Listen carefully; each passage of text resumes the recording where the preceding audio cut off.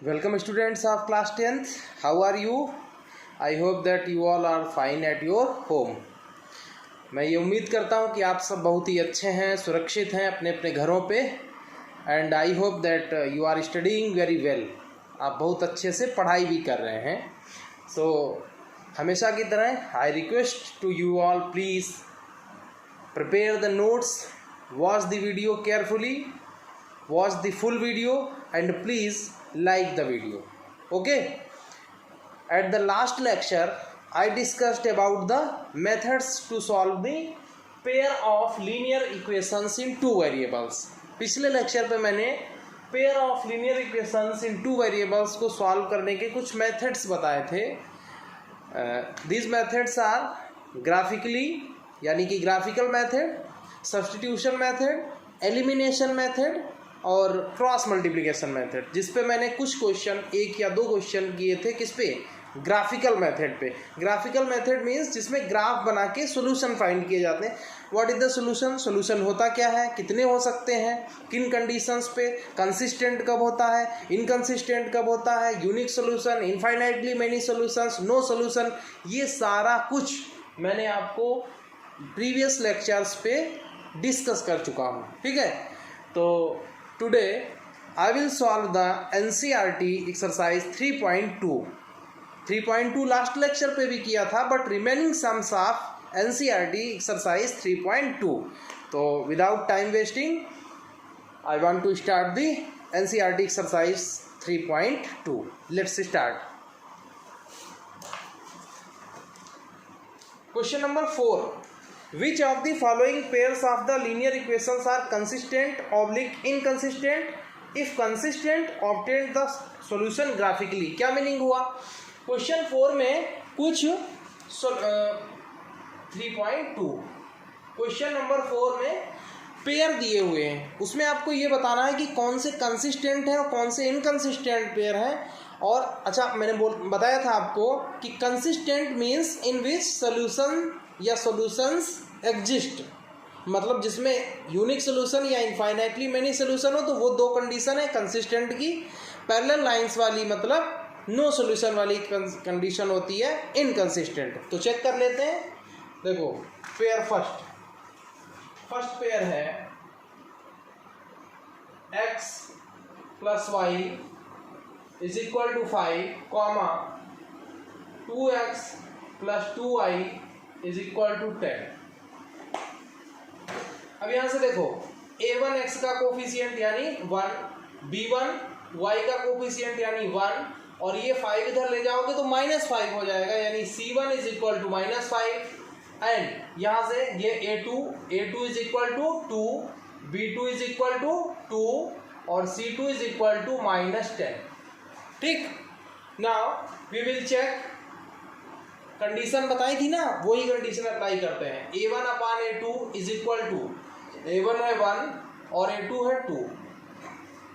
फिर b1/b2 1/2 and c1/c2 c1 -5 c2 -10. -5/-10 minus से cancel, 5 बन जा, 5 2 जा, यानी 1/2. You can see from here a1/a2 is 1/2, b1/b2 is 1/2 and c1/c2 is 1/2. मतलब a1/a2, b1/b2 और c1/c2 तीनों क्या है? इक्वल है. तो लिखेंगे since a1/a2 is equal to b1/b2 is equal to c1/c2, that is pair of linear equation या pair of given linear equation in two variables is consistent. जल्दी में राइटिंग घसीट जाए तो उसमें आप ज़्यादा प्रॉब्लम नहीं, क्योंकि मैं डिक्टेट भी कर रहा हूँ, तो जहाँ पे राइटिंग से ना समझ में आए तो जो मैं बोल रहा हूँ उससे सुन लेना क्या कह रहा हूँ. That is pair of given linear equation in two variables is consistent. Consistent क्यों है? क्योंकि ये कंडीशन कंसिस्टेंट की होती है. और इसमें सॉल्यूशन कितने होंगे? There are infinite many solutions, many solutions. देखो कंसिस्टेंट तो है, कंसिस्टेंट मीन्स दो कंडीशन में कंसिस्टेंट होता है, एक ये और एक A1/A2 is not equal to B1/A2। But consistent में भी अगर A1/A2 is not equal to B1/B2 तो इंटरसेक्टिंग लाइंस, और ये तीनों इक्वल तो कैसी lines, coincident. Coincident means infinitely many solutions. अच्छा यहाँ पे इनफाइनाइटली मेनी सॉल्यूशंस होंगे तो आप इनफाइनाइटली मेनी सॉल्यूशंस कहाँ तक निकाल पाएंगे, नहीं निकाल पाएंगे ना। तो आपको इनफाइनाइटली मेनी सॉल्यूशंस बता दिए। और इसके बाद अब हम दूसरा देखते हैं।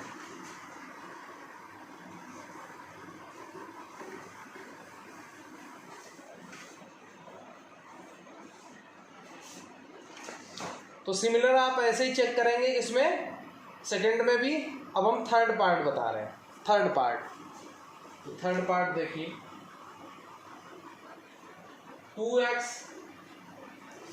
2x plus y minus 6 is equal to 0, 4x minus 2y minus 4 is equal to 0। 2x plus y minus 6 is equal to 0, 4x minus 2y minus 4 is equal to 0। अब इसमें देखो A1 इज इक्वल टू 2। अब बेटा अगर ये नहीं समझ में आ रहा कि A1 A2 कैसे आए हैं, तो मोस्ट इम्पॉर्टेंट कि please watch the previous videos of this chapter, then everything will clear. Okay, तो A1 is equal to 2, B1 is equal to 1 y का कोफिशिएंट और C1 is equal to minus 6।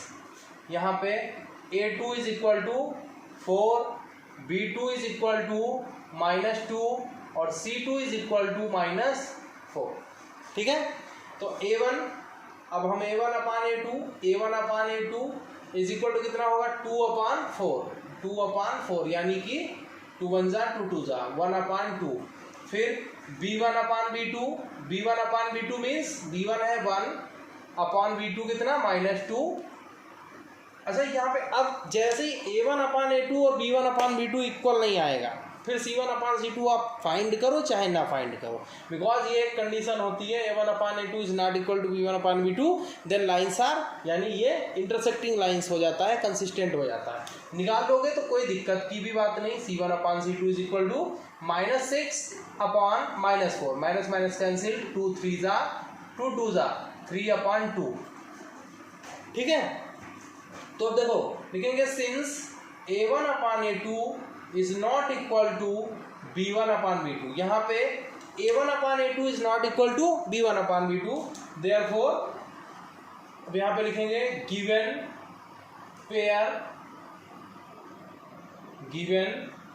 Pair of linear equation in two variables has one unique solution।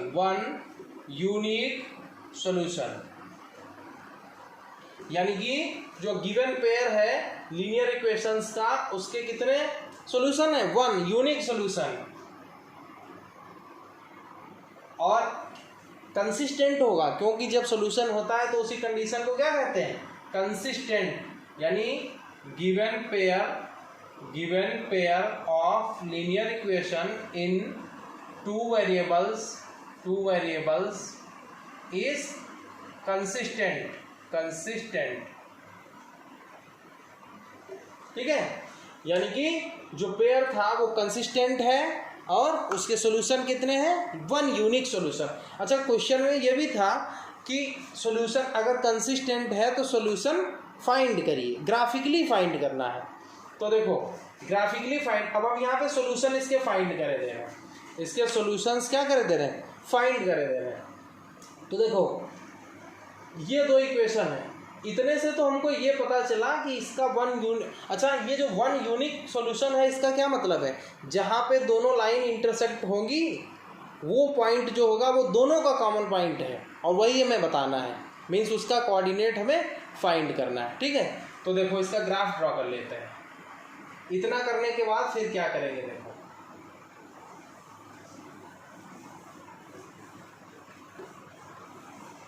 इसके बाद अब two solutions इसके find करो, two इसके. When you will see the examples of the NCERT और any other book, you will find there is a table. यहाँ पे एक टेबल बनाते हैं. जैसे यहाँ से लिखा y इज इक्वल टू, तो 2x इधर भेजो, 6 इधर, तो हो जाएगा y is equal to -2x + 6. फिर इसमें वो x की वैल्यू पुट करते हैं, उसके करस्पॉन्डिंग y के निकालते हैं. तो वो एक ही बात है, चाहे आप ऐसे समझ लो जैसे मैं put x is equal to this, जैसे मैंने 9th में कराया था, और चाहे आप टेबल, वो उसमें कंफ्यूज मत होना कि वो टेबल बनी है बुक में, टेबल बना के लिखा है कोई, वो और ये सेम चीज़ है. यहाँ पे क्या करते हैं, एक काम आप और कर सकते हैं, ये पूरी इक्वेशन 2 से डिविजिबल, देखो ये तीनों टर्म क्या है, 2 से डिविजिबल है, तो आप 2 से डिवाइड भी कर सकते हैं, या ऐसे ही सोल्यूशन निकाल दो.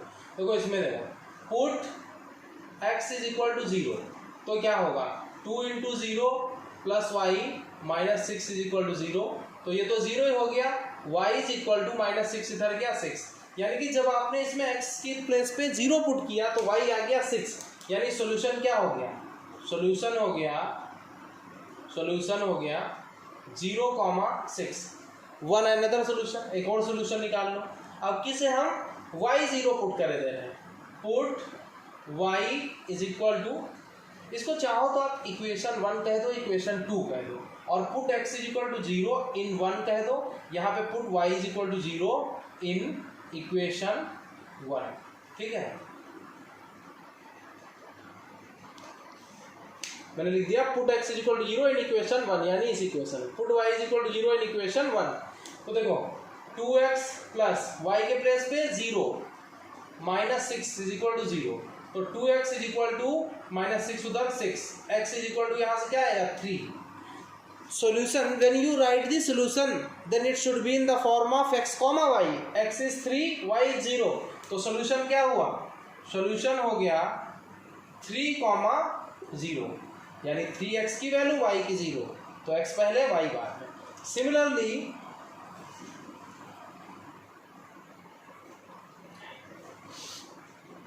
सिमिलरली इन इक्वेशन 2 देखो, put x is equal to 0 in equation 2.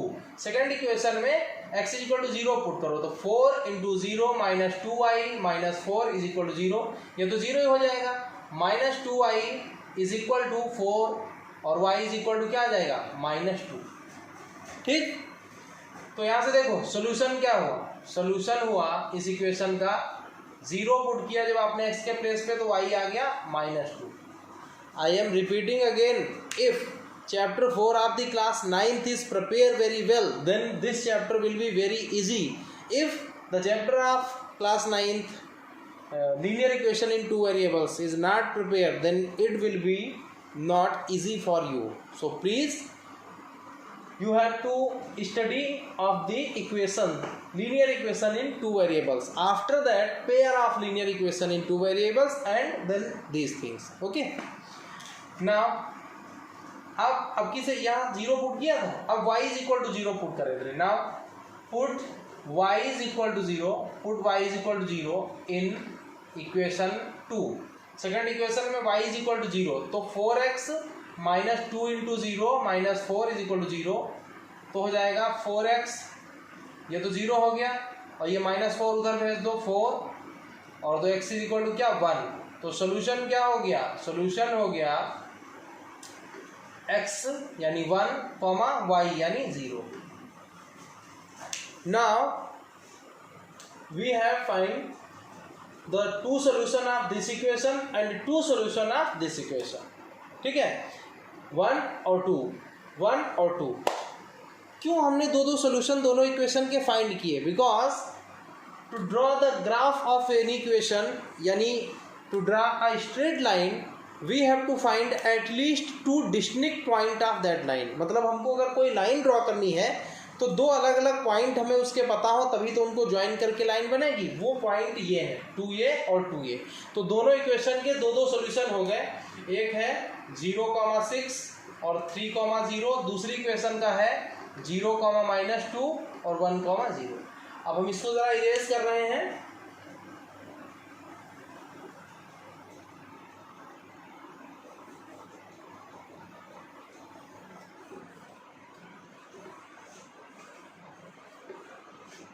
देखो कार्टेशियन प्लेन बनाइए,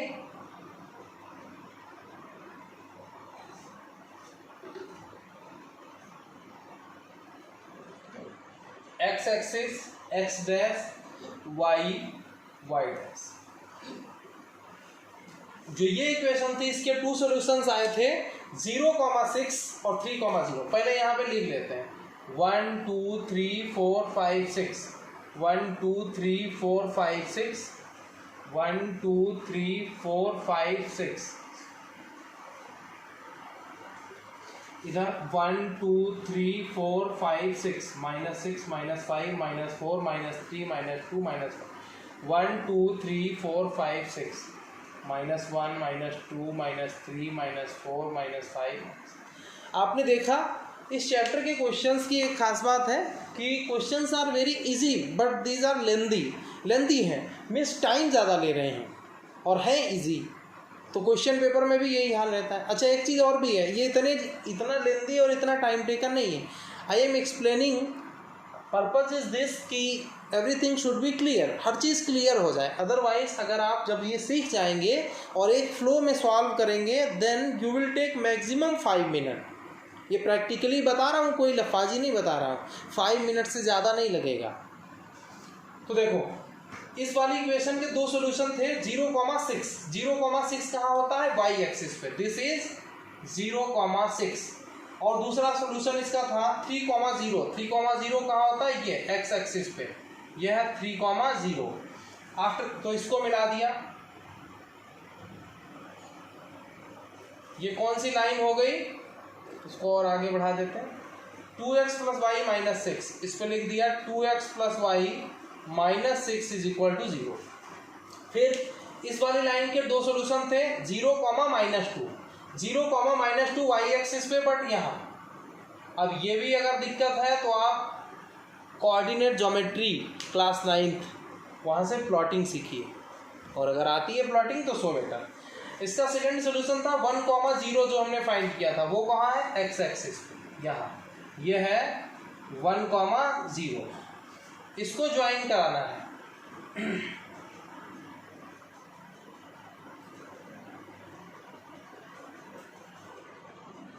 ऐसे ये इक्वेशन थी 4x - 2y इज -4 और is equal to 0। 4x - 2y - 4 is equal to 0। अच्छा ये पॉइंट जो है this is the common point of this line and this line. ये पॉइंट दोनों ही लाइंस का कॉमन पॉइंट है, तो ये दोनों का पॉइंट हुआ, यानी इसी को कहेंगे सॉल्यूशन जो हमको फाइंड करना था।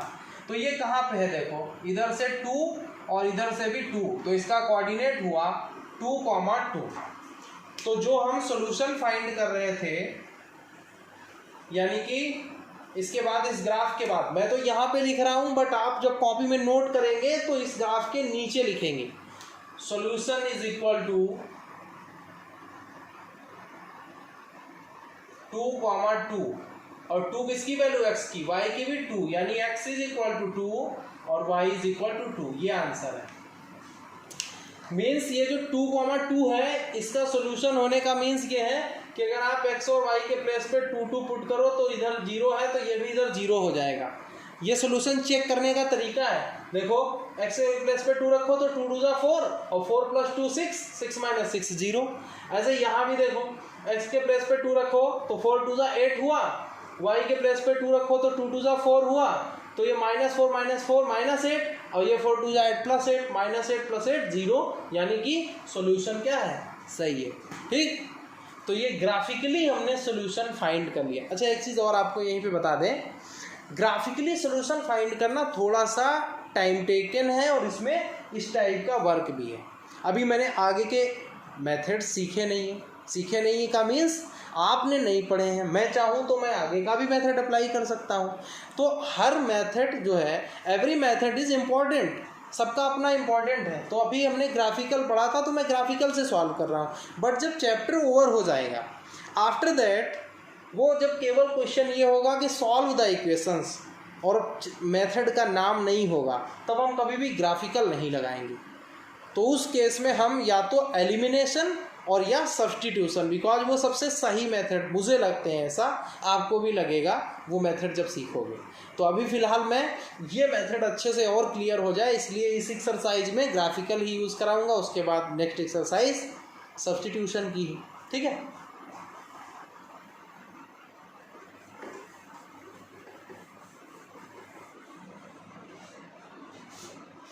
क्वेश्चन नंबर 5 देखिए, इसका फोर्थ पार्ट यानी फोर्थ का फोर्थ वो आपके लिए होमवर्क है। क्वेश्चन 5 देखो, half the perimeter of a rectangular garden whose length is 4 metre more than its breadth is 36 metre, find the dimensions of the garden. Question को ध्यान से समझ लीजिए। हाफ किसका हाफ? पेरीमीटर का हाफ कितना है? 36 metre. Half of the perimeter 36 metre. हाँ, क्या कहा? Half of the perimeter is 36 metre. Rectangular garden का पेरीमीटर का हाफ 36 मीटर। और एक कंडीशन और दी हुई है कि the length of the rectangular garden is 4 more than its width. मतलब जो लंबाई है गार्डन की वो उसकी चौड़ाई से यानी विड्थ से 4 ज़्यादा है, ठीक। तो हम लेट करते हैं, 2 वेरिएबल्स, चैप्टर का नाम ही है pair of linear equation in 2 variables. तो 2 वेरिएबल्स में वैल्यू लेके इक्वेशन बनाते हैं लीनियर। देखो कैसे, question number 5, let length of the rectangular garden is equal to x metre. मैंने क्या लिखा? Let length of the rectangular garden x metre and width of the rectangular garden is equal to y metre. हमने width कितनी let कर ली? y metre. अब question के according समझो। क्वेश्चन में कहा है, देखो कंडीशन फर्स्ट क्या कि length of garden is 4 more than its width। अब क्वेश्चन समझो क्या कहा? Length of the garden is 4 more than its width. मतलब जो लेंथ है वो विड्थ से 4 ज़्यादा है, यानी ये है लेंथ और ये है विड्थ। मैंने इक्वल लगा दिया बीच में, अब बट अभी इक्वल है नहीं। अब इसमें ज़्यादा कौन है ये समझो। लेंथ ज़्यादा है, कितनी? 4, और लेंथ कौन है? x। It means x is 4 more than its width, यानी कि x जो है यानी लेंथ वो 4 ज़्यादा है। तो इन दोनों वैल्यूज़ में ज़्यादा कौन है? ये 4। तो 2 तरीके हैं, जो ज़्यादा है 4 उसमें से 4 या तो माइनस कर दो, या जो 4 कम है उसमें 4 प्लस कर दो तो इक्वल हो जाएगा। तो विड्थ है y कम है 4 तो इसमें 4 ऐड कर दिया। अब x और y प्लस 4 इक्वल हो गए। क्यों? क्योंकि ये 4 ज़्यादा था, ये 4 कम, तो इसमें 4 ऐड कर दिया। तो ये इक्वेशन बन गई x minus y is equal to 4, equation 1, ठीक है। अब समझो condition second. Condition second is this. अब हम सेकेंड कंडीशन से इक्वेशन क्या है कि half of the perimeter is 36 metre. मतलब पेरीमीटर का हाफ कितना है? 36 मीटर। तो हम पेरीमीटर जानते हैं रेक्टेंगल का क्या होता है, रेक्टेंगुलर गार्डन है मतलब रेक्टेंगल शेप का, 2l प्लस बी, 2 ब्रैकेट में l प्लस बी। तो देखो सिंस पेरीमीटर,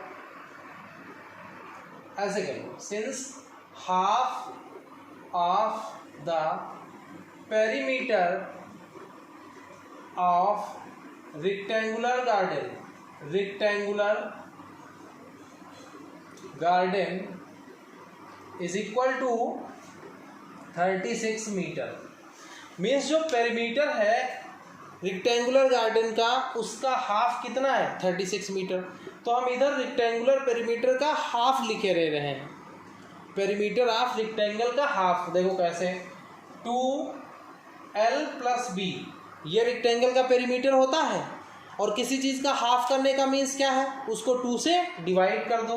तो ये तो हो गया पेरीमीटर, और उसको 2 से कर दो डिवाइड, तो ये हो गया हाफ, और is equal to 36।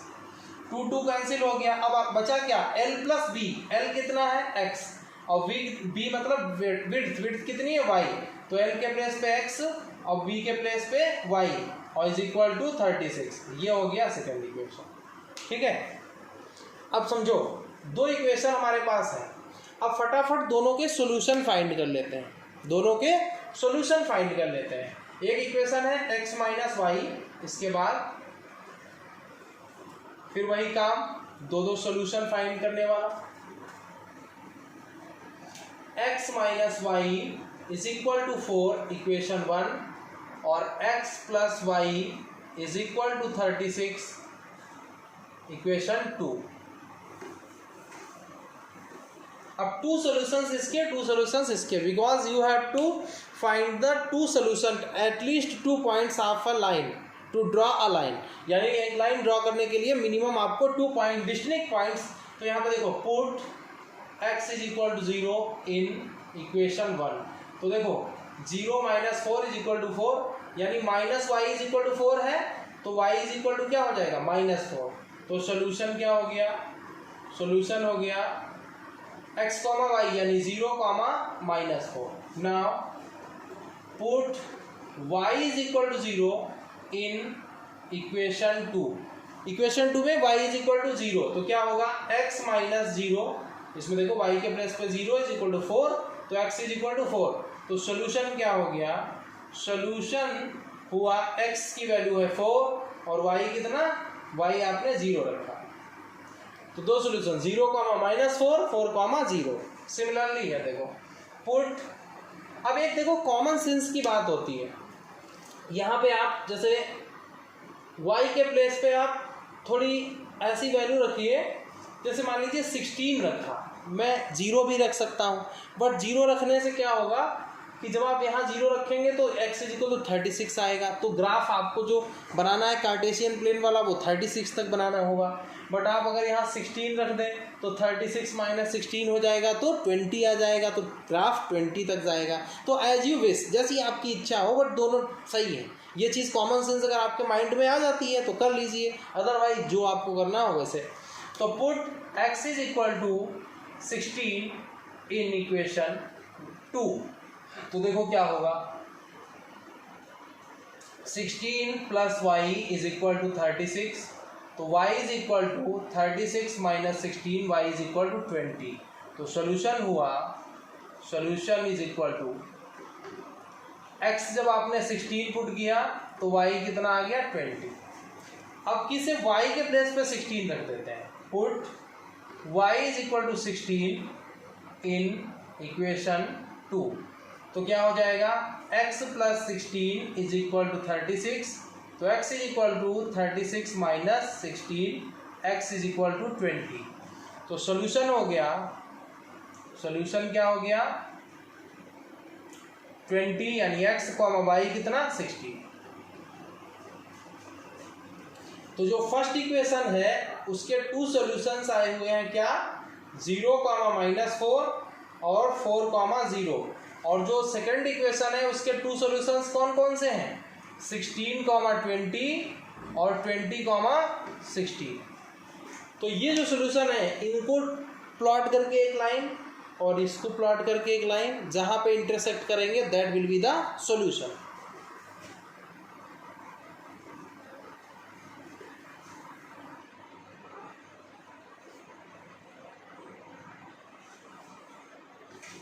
Equation first क्या थी, x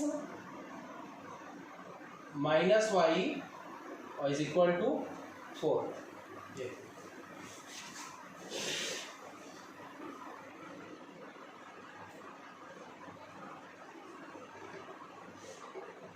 x dash y dash origin.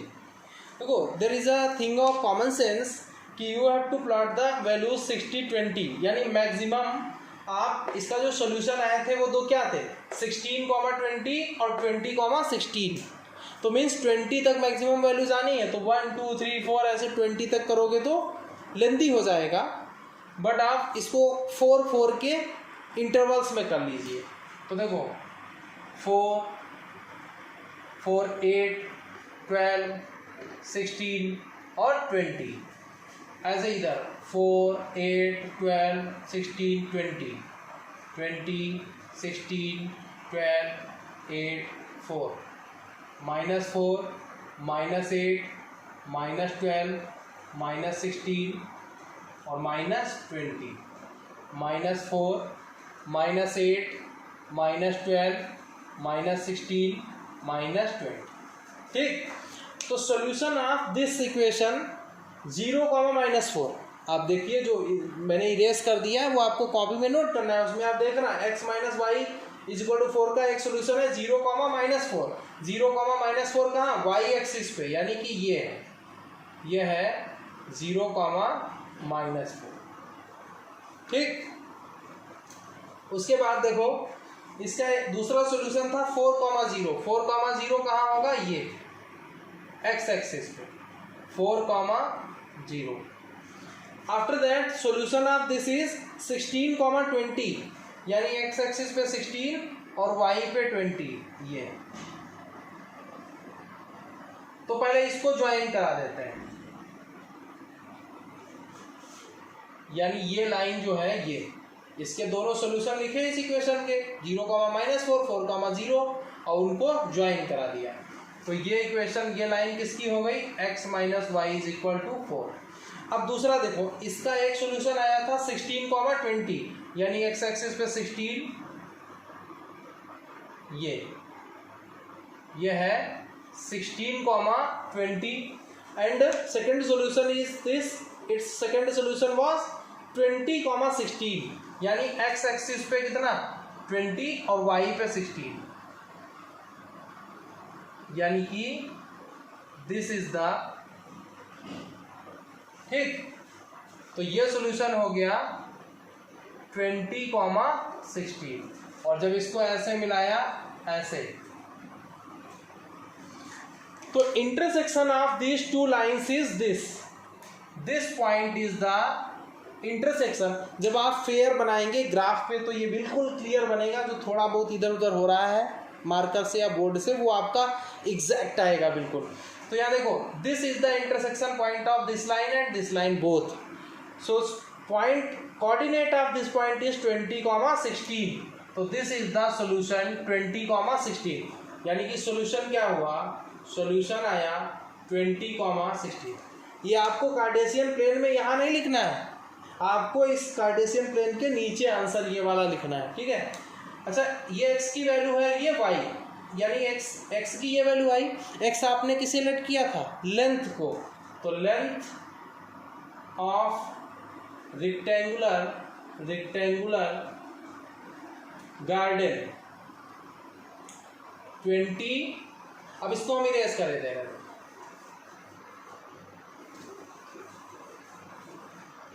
20 metre and breadth 16, y की वैल्यू कितनी, 16।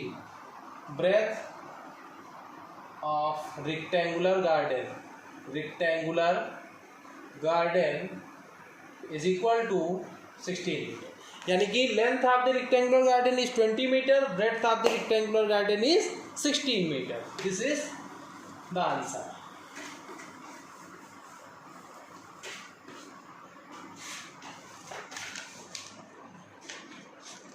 There are two more questions. One is this 2x plus 3y minus 8. Question मैं पढ़ता हूँ पहले। Given the linear equation 2x plus 3y minus 8 is equal to 0, write another linear equation in two variables such that geometrical representation of pair as so formed is intersecting lines, parallel lines, coincident lines। पहले मैं equation लिख लूँ, फिर मैं तुमको question समझा देता हूँ क्या।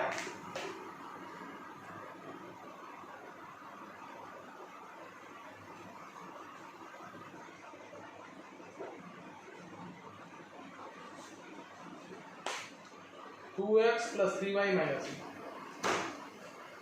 क्वेश्चन समझो क्या है। जो क्वेश्चन है 6, उसकी हिंदी मीनिंग ये है कि जो ये लाइन गिवन है फर्स्ट पार्ट में तुमको एक ऐसी इक्वेशन का, इसके साथ एक ऐसी इक्वेशन का एग्जांपल दो कि ये इक्वेशन और वो इक्वेशन जो आप लिखेंगे वो दोनों ही कैसी हों, इंटरसेक्टिंग। फिर आप सेकेंड पार्ट में इसके साथ में इसका एक और इक्वेशन लिख दो। जब आप एक और इक्वेशन लिखेंगे तो ये और वो मिलकर क्या बन जाएगा, एक पेयर बन जाएगा। तो वो पेयर कैसा हो, फर्स्ट पार्ट में इंटरसेक्टिंग, सेकेंड पार्ट में पैरेलल और थर्ड पार्ट में कोइंसिडेंट। तो मैं बता रहा हूँ, देखो फर्स्ट पार्ट लिखो।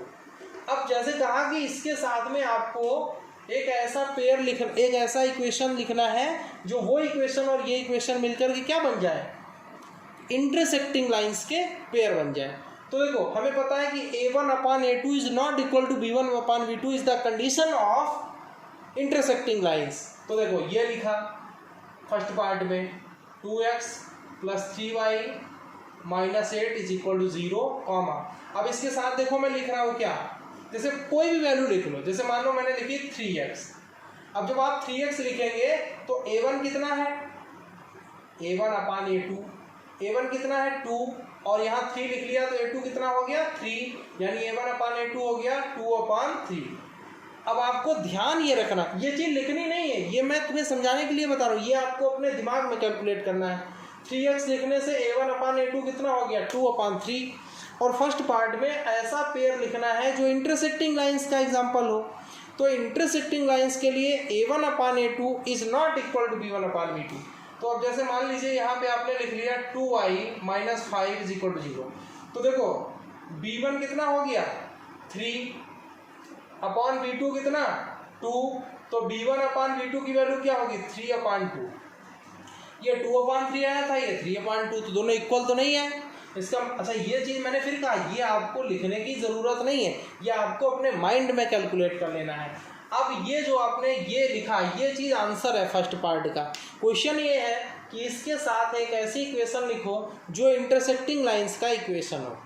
अब इसको जब मैंने लिख दिया ये, तो यहाँ से जब हमने a1/a2 और b1/b2 निकाले वो इक्वल नहीं आए, तो लिख देंगे दिस एबव लाइंस आर, या ऐसे लिखो above pair of linear equation in two variables is above pair of linear equation in two variables is the example of intersecting lines। ठीक, क्यों, because a1/a2 is not equal to b1/b2। अब second part देखो, second part 2x + 3y, ये तो question हो गया। अब आपको ऐसा पेयर लिखना है, कह रहा है कि पैरेलल लाइंस का मीन्स ये होता है कि a1/a2 is equal to b1/b2 होगा, बट c1/c2 इक्वल नहीं होगा। तो क्या करो, देखो जैसे मान लीजिए हमने लिख दिया 4x। जब 4x यहाँ लिखा तो a1/a2 की वैल्यू क्या होगी, a1/a2 आएगा 2/4। 2/4 का मतलब 1/2, फिर लिख दिया। अच्छा अब एक चीज़ यहाँ से ध्यान रखनी है, जैसे मैंने यहाँ पे 4x लिख दिया तो a1 2 हो गया, a2 4 हो गया, तो a1/a2 हो गया 2/4 यानी 1/2। और पैरेलल लाइन के केस में a1/a2 should be equal to b1/b2, यानी कि अब b1/b2 भी 1/2 आना चाहिए। तो 1/2 लाने के लिए जब 3 यहाँ है तो यहाँ आपको 6 लिखना होगा। क्यों, क्योंकि 3/6 करोगे तभी आएगा 1/2, क्योंकि यहाँ 2/4 करोगे तभी आएगा 1/2 यानी 6y। अब एक चीज़ और ध्यान रखनी है, अब ऐसी वैल्यू, अब यहाँ पे -16 नहीं चलेगा, बिकॉज अगर आपने -16 लिख दिया तो -8/16 भी 1/2 आएगा। फिर तो a1/a2 is equal to b1/c2 is equal to c1/c2 हो जाएगा, और वो कोइंसिडेंट की कंडीशन होती है जो आपको अगले पार्ट में करनी है। तो यहाँ -16 को छोड़कर आप कुछ भी लिख दें। अब यहाँ देखो ये कैसा एग्जाम्पल हो गया। अब यहाँ पे मैं थ्योरी नहीं लिखूंगा, ये आप लिखेंगे अपने आप से। लिखेंगे क्या, हेयर a1/a2 यानी 2/4 यानी 1/2 is equal to b1/b2 but not equal to c1/c2। ये लिखना है आपको, फिर सुन लो ध्यान से, इसलिए मैं स्लोली बोल रहा हूँ एक एक वर्ड ध्यान से। Since a1 upon a2 is equal to b1 upon b2, a1 upon a2 is equal to b1 upon b2 but not equal to c1 upon c2. ये सब सिंबॉलिक फॉर्म में लिखना है ऐसे.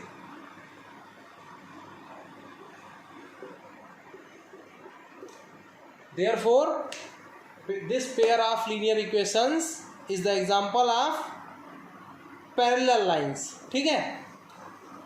अब थर्ड पार्ट जब करोगे तो थर्ड पार्ट है कोइंसिडेंट लाइन का, और कोइंसिडेंट का मतलब होता है a1 upon a2 is equal to b1 upon b2 is equal to c1 upon c2. अब यहाँ से एक चीज देखो, इस सेकंड पार्ट में a1 upon a2 is equal to b1 upon b2 तो था ही, तो उतना तो यहाँ से ले लो, केवल इसको चेंज करना है. ये आपको फिर से लिखना है थर्ड पार्ट के लिए, हमने तो उसी में कर दिया. अब देखो ये 2/4 यानी 1/2, 3/6 यानी 1/2. तो यहाँ भी इसके कोरस्पॉन्डिंग यहाँ पे अगर आप -16 लिख दें तो -8/-16 जब करोगे तो ये 1/2 ही आ जाएगा. अब यहाँ पे क्या है, थ्योरी आप अपने आप से लिखेंगे. Since a1 upon a2 is equal to b1 upon b2 is equal to c1 upon c2, therefore कैसे ये पेयर कैसे हो गए, कंसिस्टेंट. कंसिस्टेंट में भी कैसे, कोइंसिडेंट लाइंस. समझ गए क्वेश्चन क्या था. लास्ट क्वेश्चन बचा है, जल्दी से देख लेते हैं वो भी, और उसके बाद एक्सरसाइज ओवर.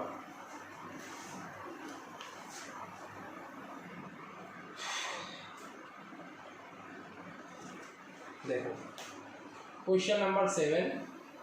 दो इक्वेशन दी, x minus y plus 1 is equal to 0 and 3x plus 2y minus 12 is equal to 0. x minus y plus 1 is equal to 0, 3x plus 2y minus 12 is equal to 0.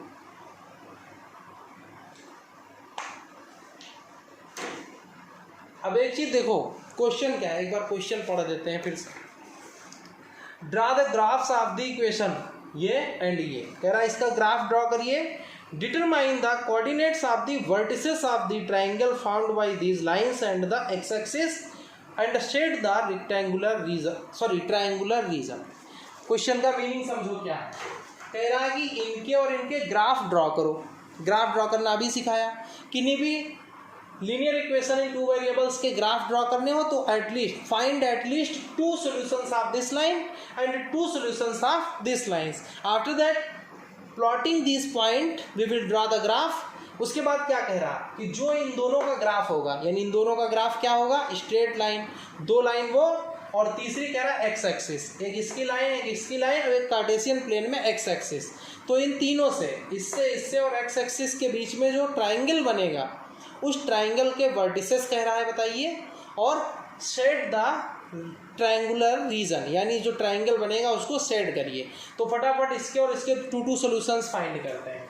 यहाँ देखो put x is equal to 0, तो क्या हो गया, ये first equation, ये second. Put x is equal to 0 in equation 1, तो क्या होगा 0 minus y plus 1 is equal to 0. तो minus y is equal to 1 इधर भेज दो, ये हो गया. दोनों तरफ से माइनस कैंसिल, y 1. तो सोल्यूशन हो गया x जब 0 पुट किया तो y कितना आ गया 1, यानी 0,1. अब किसे क्या करिए, y 0 कर दीजिए. Put y is equal to 0 in equation 1. तो जब y is equal to 0 put करोगे इक्वेशन 1 में तो x minus 0 plus 1 is equal to 0, x और ये 1 उधर जाएगा -1. यानी कि जब हमने y 0 रखा तो x कितना आया -1. तो ये हो गया -1,0. x की वैल्यू -1 और y की वैल्यू कितनी 0.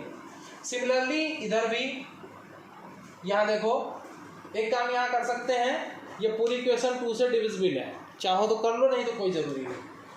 Put x is equal to 0 in equation 2, तो 3 इंटू 0, इसमें x के प्लेस पे 0 plus 2y minus 12 is equal to 0. ये तो 0 हो गया, तो 2y इज इक्वल टू -12 इधर गया प्लस 12, तो y इज इक्वल टू कितना 6.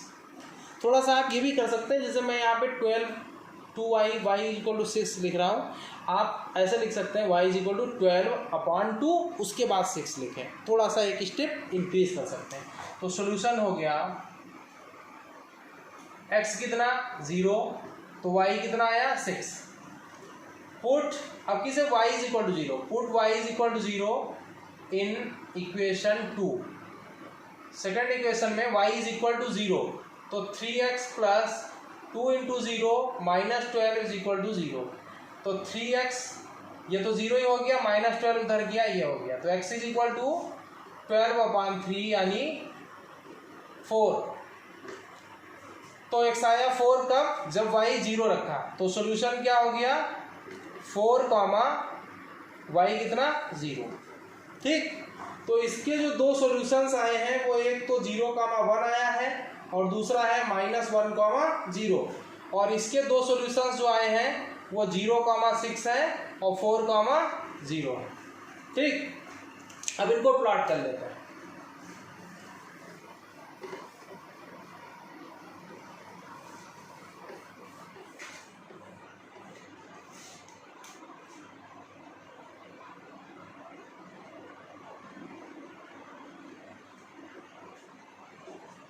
Origin x axis x dash y dash. तो यहाँ पे वैल्यूज जो हमारे सॉल्यूशंस आए थे 2 इसके उनमें मैक्सिमम वैल्यू थी 6। तो ऐसा हम इसको 6 नंबर्स तक कम से कम लिख लेते हैं।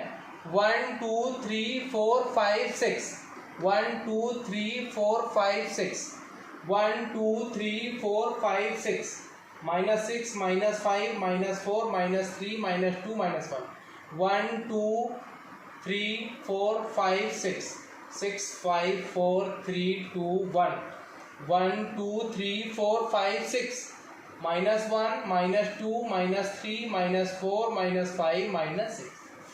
अब इसके जो दो सॉल्यूशन, जो फर्स्ट इक्वेशन थी उसके थे 0,1 और -1,0। तो 0,1 कहाँ होगा, y एक्सिस पे, ये 0,1।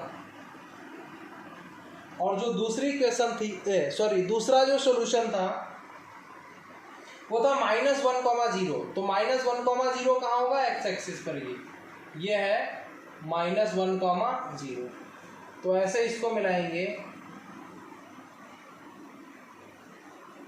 ये इक्वेशन थी, ये वाली फर्स्ट इक्वेशन थी आपकी x - y + 1 = 0, यानी इस पे लिख देंगे x - y + 1 = 0।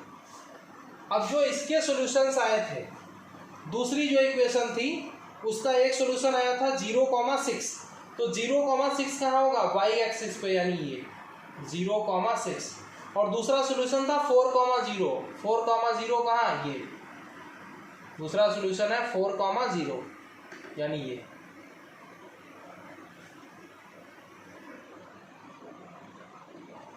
इसको मिला दिया।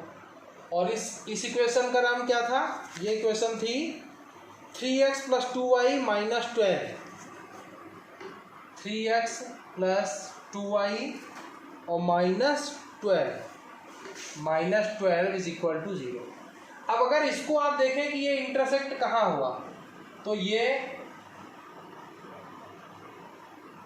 हुआ। तो देखो x एक्सिस पे 2 और y पे 3, यानी ये 2,3। तो दो आंसर्स हमारे थे। 2 आंसर्स क्या थे, देखो ये जो हम लिखने जा रहे हैं वो आपको इस वाले कार्टेशियन प्लेन के बाद लिखना है, नीचे लिखना है। बट मेरे बोर्ड पे प्लेस इस कार्टेशियन प्लेन भर का ही है, इसलिए मैं यहाँ पे लिखे दे रहा हूँ। बट आपको अपनी कॉपी में इसके जस्ट नीचे लिखना है, ठीक है। तो फर्स्ट आंसर इज दिस कि व्हाट आर दी कोऑर्डिनेट्स। अच्छा, किसका, कौन से ट्राइंगल की बात की थी, triangle formed by the lines, यानी एक ये लाइन और एक ये लाइन जो इक्वेशन दी थी। और तीसरी लाइन उसने बात करी थी x axis, x axis is this. तो इन तीनों से ट्राइंगल कौन बना, देखो ये वाली एक लाइन हो गई, एक ये लाइन हो गई और ये एक। तो कौन सा ट्राइंगल है, ये वाला, देखो ये। इसके तीनों कॉर्नर कौन है, एक ये हो गया 2,3 और एक ये हो गया -1,0 और एक ये हो गया 4,0, 4,0 यहाँ पे समझो, ठीक है। तो पहला आंसर कि कोऑर्डिनेट्स ऑफ द ट्राइंगल, लिखेंगे coordinates of the required triangle, coordinates of the required triangle are, क्या है, एक कोऑर्डिनेट है -1,0 ये वाला पॉइंट, -1,0 कॉमा, दूसरा है ये कोऑर्डिनेट यानी वर्टिसेस, ऐसे देखो एक पॉइंट यहाँ पे छूट रहा है, पूछ रहा है कोऑर्डिनेट ऑफ वर्टिसेस, किसके कोऑर्डिनेट पूछा है, वर्टिसेस के। मैंने थोड़ा सा समझ में तो आ रहा होगा शायद आपको, कोऑर्डिनेट्स ऑफ वर्टिसेस, VERTICES, ठीक, coordinates of vertices, coordinates of vertices of the required triangle.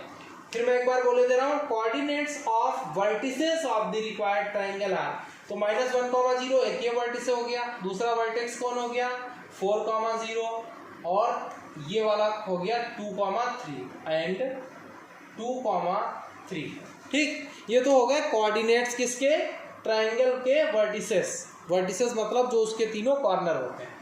और दूसरा आंसर था कि shade the triangular area, shade कर दीजिए,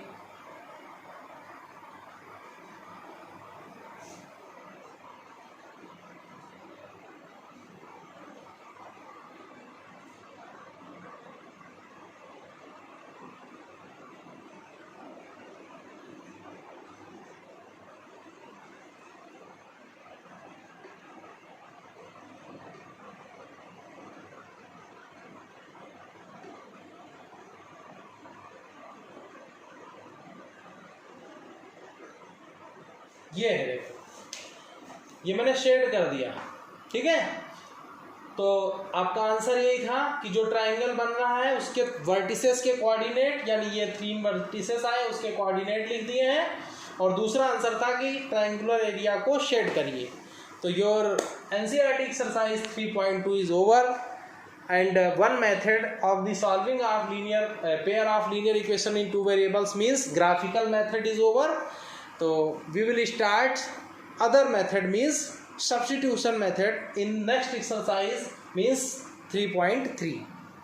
So please student, I am requesting you again कि watch the full video, watch the regularly and prepare the fair notes, अच्छी writing में notes prepare करो। And please if you are learning something, आप कुछ सीख रहे हैं इस वीडियो से, तो प्लीज़ वीडियो को लाइक ज़रूर किया करिए। थैंक यू सो मच, मिलते हैं आपको एक नेक्स्ट वीडियो में।